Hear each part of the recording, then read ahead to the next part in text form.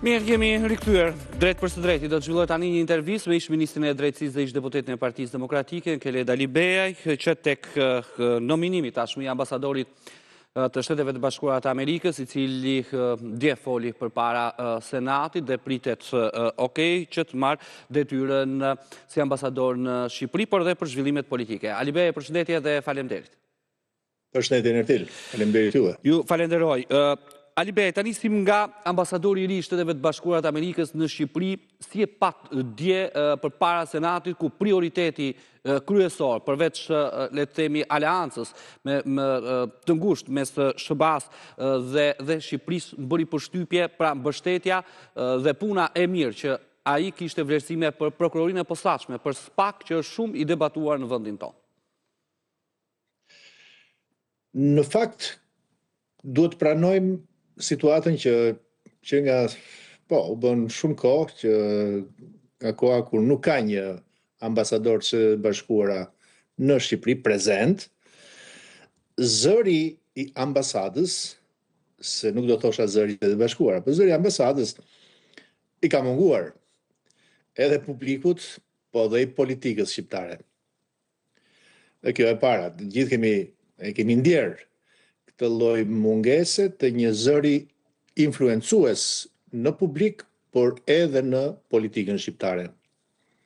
Madje më lejo të them edhe faktin që për politikën shqiptare, zakonisht kur mungon një zë i fuqishëm dhe influencues si ai amerikan, është si ajo pralla që kur ikën macja vallëzojnë mint. E në fakt edhe për publikun shqiptar do duhet ta pranojmë për vetë forcën që ka zëri i Shtetit të Bashkuara të Amerikës, ndjej një lloj mangësie. Unë nuk kam pasur asnjë lloj dileme lidhur me qëndrimin apo pozicionin e Shteteve të Bashkuara të Amerikës karshi sistemit të drejtësisë, karshi institucioneve të reja, SPAK-ut, GKK-s, karshi luftës kundër krimit organizuar dhe korrupsionit.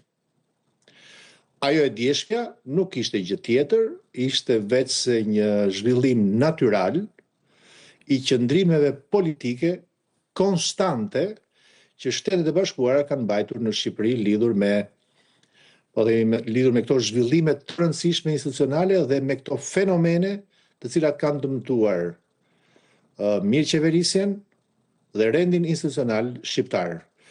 Ndaj nuk e mohoj që edhe unë pata një lloj habie për mirë, për qartësinë e pozicionit të ambasadorit vend.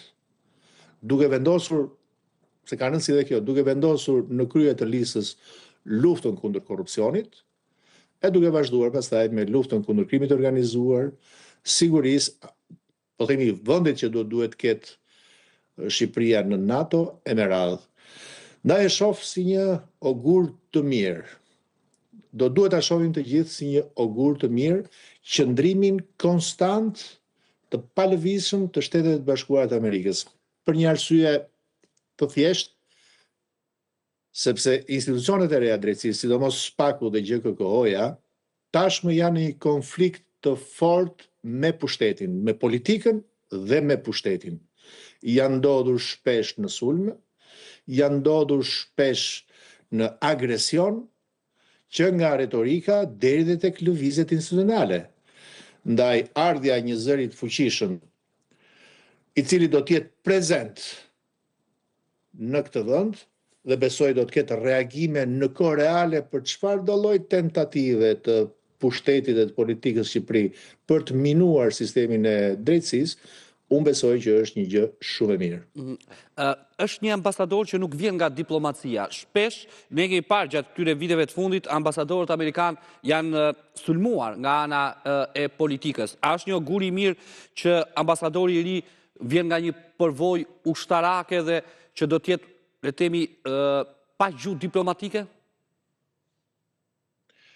Po unë uroj të jetë kështu. Nuk e dim, ta shohim.